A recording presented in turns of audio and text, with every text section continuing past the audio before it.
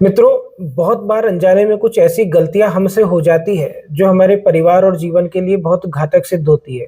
और ऐसी ही एक गलती हुई राजस्थान कोटा की रहने वाली 31 वर्षीय नवविवाहिता कविता से।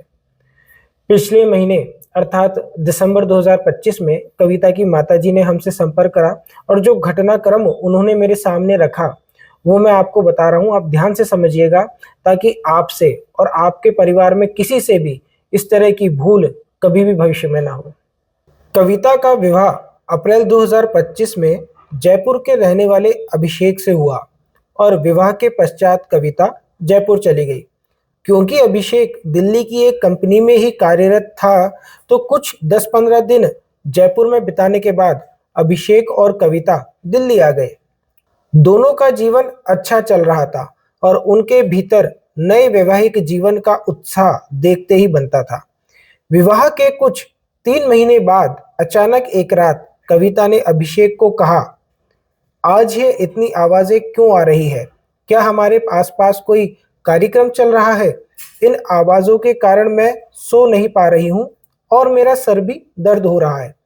तब अभिषेक ने कहा कि मुझे तो कुछ नहीं सुनाई दे रहा, रोज जैसा रहता है आज भी माहौल वैसा ही लग रहा है। हो सकता है तुम्हें सर में दर्द होने की वजह से कुछ ज्यादा सुनाई दे रहा हो। इस तरह एक रात निकली और अगली रात वापस से कविता ने वही शोर वाली बात अभिषेक को कही। कविता को ऐसा लग रहा था कि कुछ लोग उसके कानों में लगातार फुसफुसा रहे हैं और कभी तेज आवाज में बोल रहे हैं और इस कारण वो सो नहीं पा रही। वापस अभिषेक ने वही कहा कि तुम पिछली रात सो नहीं पाई थी, तो इस वजह से तुम्हें कुछ ऐसा अनुभव हो रहा होगा। तुम थोड़ा सोने का प्रयास करो। और इस तरह अगली रात भी कविता सो नहीं पाई। रोज रात होते ही कविता को वो आवाजें आने लगती और हफ्ते भर तक ठीक तरह से वह सो नहीं पाई थी। इस वजह से वो अब हमेशा थकी हुई और बीमार सी लगने लगी थी। इसी बीच अभिषेक ने कविता को डॉक्टर को भी दिखाया था, पर कोई विशेष लाभ नहीं हुआ। बाद में एक मनोरोग विशेषज्ञ को दिखाया गया और उसने नींद की दवा दी, जिससे उसे नींद आई।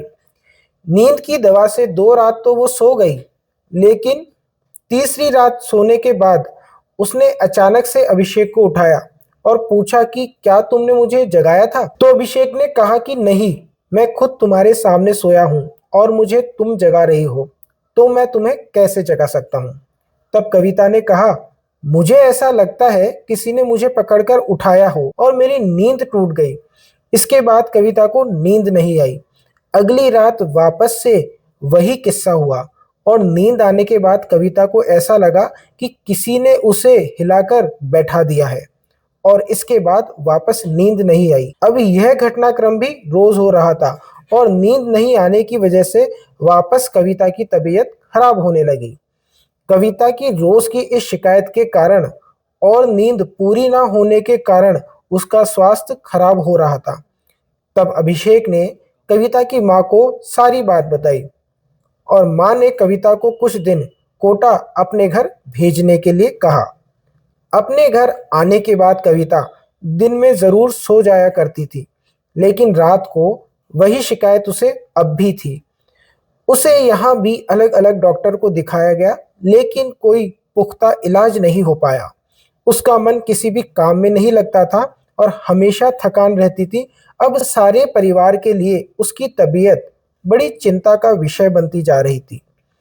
इसी समस्या को चलते हुए लगभग अब 4 महीने हो गए थे और इस विषय की जानकारी अब उनके पूरे परिवार को हो गई। तभी एक दिन कविता के पड़ोस में रहने वाली भाभी ने कविता की माँ को उनकी कुंडली किसी ज्योतिषाचार्य को दिखाने की सलाह दी और वो भाभी, जो हमारे ज्योतिष परिवार से पूर्व में परिचित रही है, कविता की माँ को लेकर हमारे कार्यालय पर आ गई।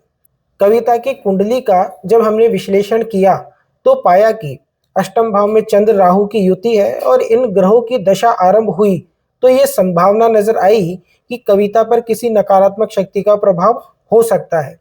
उसके बाद मैंने हमारे एक तंत्र शास्त्र के सिद्ध और प्रशिक्षित आचार्य को कुंडली के सारे योग और सारा घटनाक्रम समझाया और इस समस्या के मूल कारण मालूम कर समस्या के निदान के लिए निवेदन करा।